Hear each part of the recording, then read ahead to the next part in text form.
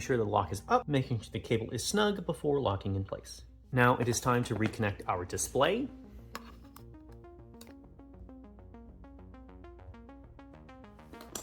We'll make sure that this cable is running along the channels along the back.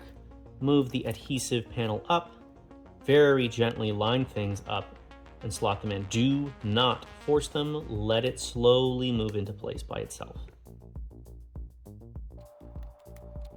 And once it is firmly seated, move that little bit of adhesive down. Then it's time to move our antennas and speaker cable. So we'll run all of the cables underneath this tiny little plastic tree.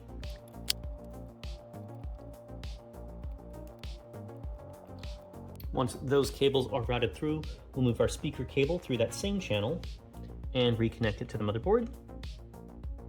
And we will continue routing these antenna cables through the little channel guides. And we will reinstall our fan, starting with the power cable.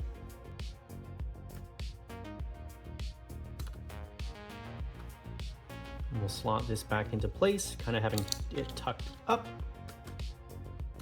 so it works with our heat dissipator, and secure our 2 screws.